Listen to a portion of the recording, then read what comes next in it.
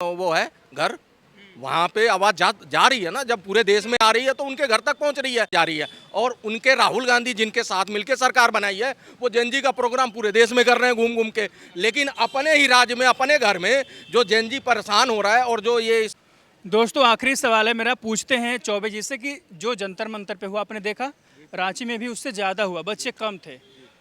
तानाशाह हो जाती है मोदी सरकार, लेकिन हेमंत सोरेन सरकार तानाशाह नहीं घोषित हो रही है। ना कोई विरोध कर रहा हो, सोशल मीडिया पर हो या बॉलीवुड से हो या नेता लोग, कोई नहीं विरोध कर रहे, ना कोई जा रहा। क्यों ऐसा हो रहा? भाई तो कह रहा हूँ असली तानाशाह जो कटीले तार लगा के जिन बच्चों का, जबकि उन्होंने एक अभद्र भाषा का प्रयोग नहीं किया। इतने दिन से प्रोटेस्ट, बारिश में भीग रहे थे, लेकिन कभी देश को गाली नहीं दी, प्रधानमंत्री को छोड़ो, चीफ मिनिस्टर को इतने इज्जत के साथ वो माननीय माननीय करके बात कर रहे हैं। तो इनको देखना चाहिए। असली तानाशाह तो ये है कि एक राज्य में, छोटा अगर राज्य है उनके पास, और उसका मुख्यमंत्री को, मुखिया को देखना चाहिए कितना दूर उसका वो है घर, वहाँ पे आवाज जा रही है ना। जब पूरे देश में आ रही है तो उनके घर तक पहुँच रही है। लेकिन इन्होंने प्रशासन को, उन बच्चों को रोकने के लिए ताकत लगा दी, लेकिन उन बच्चों की आवाज़ नहीं सुनी जा रही है। और उनके राहुल गांधी जिनके साथ मिलकर सरकार बनाई है, वो जेनजी का प्रोग्राम पूरे देश में कर रहे हैं घूम घूम के। लेकिन अपने ही राज्य में, अपने घर में जो जेनजी परेशान हो रहा है, और जो ये इस तरह के बड़े आंदोलन कर रहा है, उसकी सुनवाई करने इनके पास टाइम नहीं है जाने के लिए, वहाँ नहीं जा रहे हैं। तो ये चीज़ दोहरी जो नीति चला रहा है ना विपक्ष, वो जनता देख रही है और इसका हिसाब दे रही। भाई अभी देखो कितने साल से मोदी जी बैठे हैं, लेकिन पॉपुलैरिटी नहीं घट रही है। एक इंस्टाग्राम पे वीडियो डालते हैं और 30 करोड़ लोग देख लेते हैं 24 घंटे में, अगले दिन मेटा फेसबुक पे हटा देता है।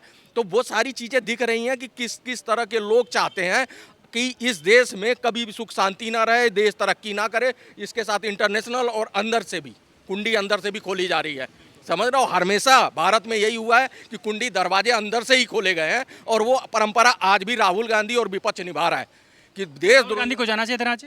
बिल्कुल जाना चाहिए। अरे सबसे पहले जाना चाहिए। जब तुम वीडियो बना रहे हो, रील बना रहे हो, उन बच्चों के बारे में 2 शब्द नहीं निकल रहा है, पूरे देश की बात कर रहे हो। संसद में तुम सर उठा ले रहे हो, वहाँ चलने नहीं दे रहे हो।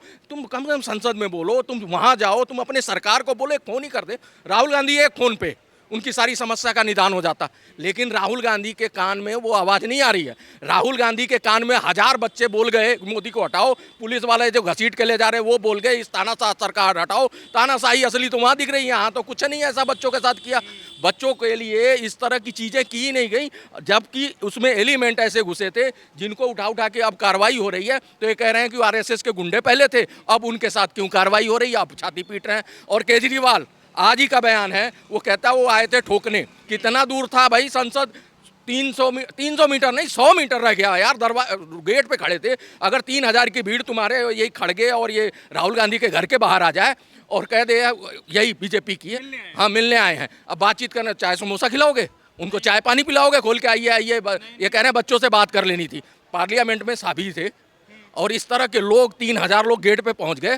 सोचो देश के साथ क्या करने वाले थे, देश कितने बड़े उसमें फंस सकता था। आज थू पूरे विश्व में हो रही है, जिस तरह की अभद्र भाषा जंतर मंतर पे हुई है, पूरा विश्व थू कर रहा है। आप बताऊं, वो नेटी और वो नहीं पहनते मोदी जी, अगर वो बांग्लादेश में उनकी अंडर गारमेंट लहराए गए, तो यहाँ भी मोदी जी की कोई कसर नहीं छोड़ी इन लोगों ने।